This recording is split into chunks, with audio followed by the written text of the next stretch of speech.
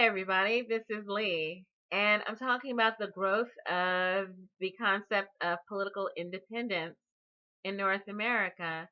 There's a recent Gallup poll. I'll post a link in the description, and in it, you'll see that they've been tracking trends of party affiliation going back to 2004.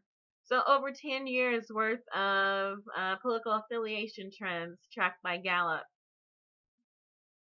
And in their latest poll, which has been published, they asked people as of January 4th through January 8th of this year, 2017, do you consider yourself a Republican, a Democrat, or an independent?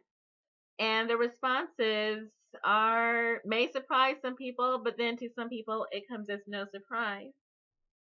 As of January 4th through 8th, 28% of people who were polled considered themselves Republican. 25% of people who were polled considered themselves Democrat. And then 44% of people who were polled considered themselves independent. And so we see that the results of the Demexit are pretty severe, pretty significant. There was a trend away from the Democratic Party. Maybe 2% of those polled went to the Republican Party, but the majority of the people who demexited from the Democratic Party went to independent status. And it does say independent, it doesn't list out the third parties. And so, probably under that independent umbrella, there are third party people who consider themselves members of third parties. And they fall under the independent umbrella. But the majority of the population does not consider themselves either Republican or Democrat, part of the what is considered major parties in North America. And I say, look no further than Hillary Clinton, that the Democratic Party is dying and that she is the one who has killed it. Look no further than her. But then there's been an overall trend towards independence. Maybe you can look at the drop-offs that occurred over the years. But there was a severe drop-off this past year during 2016 of people moving away from the Democratic Party.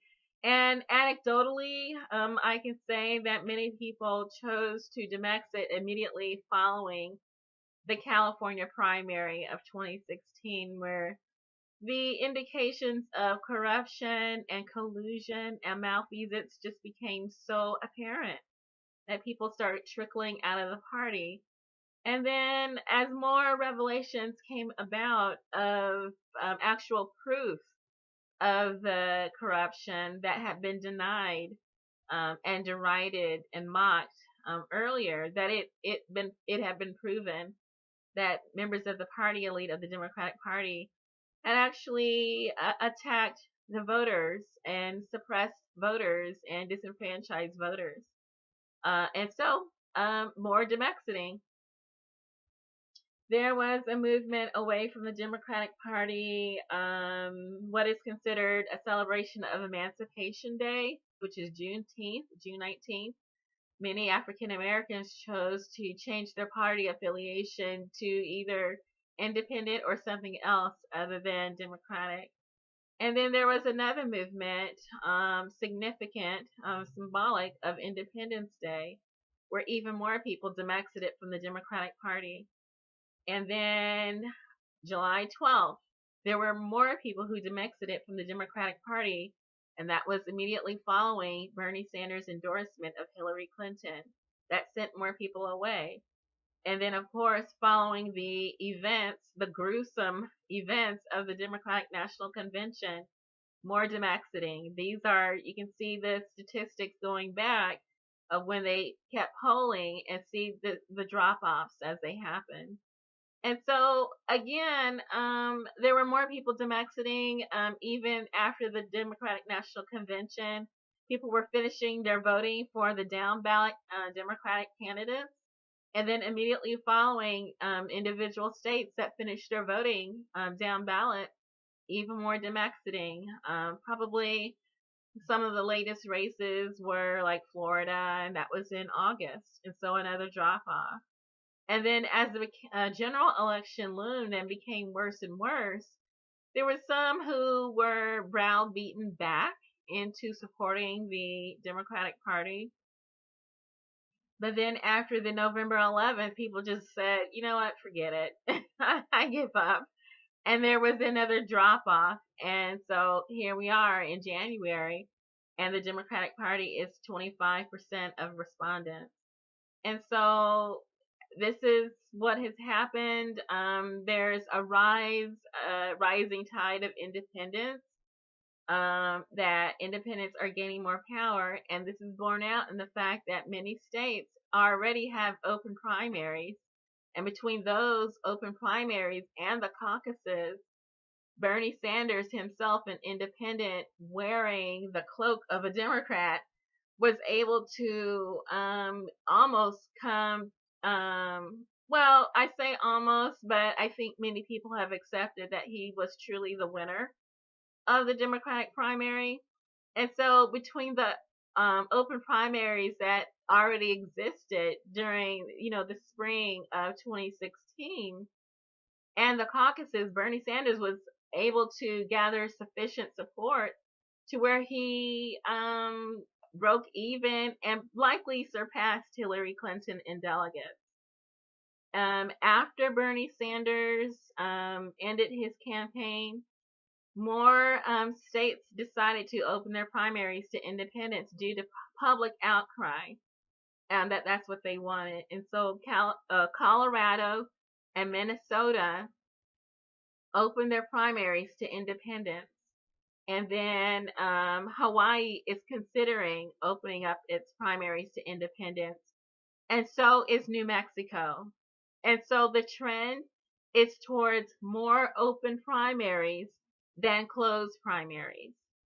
And then between those and the caucuses, the trend is towards strengthening the power of independent voters. And so for people saying that, well, we have a two-party system and, stay a Democrat so you can vote in the primary, that's also losing steam because, again, primaries are trending to open. So there's no need for a voter to feel like they should be subjugated towards obeying orders from a minor party that people are leaving. They're losing support. So the party elite is losing power. And so rather than voters taking orders from the party elite to stay a Democrat so you can vote in the Democratic primary, really, the voters of those states with closed primaries are the ones who should be giving the orders like, well, you know what? You better open up your primary if you expect any support from independent voters. See how you reverse it and flip it right back on them? And so, no, you should not feel obligated to remain a Democrat in order to vote in the Democratic primary. What you should do as a voter is give orders to the Democratic elite saying, you know what, you need to open up these primaries and then try your best to persuade independents to vote for your candidate or the candidate of their choice. And so this is how you return power back to the people and take it away from the party elite trying to give you orders. The independents, we are the majority, not the Democratic elite. They are the minority. They're dying and they know it. And so, look at it that way and it becomes a little bit more clear.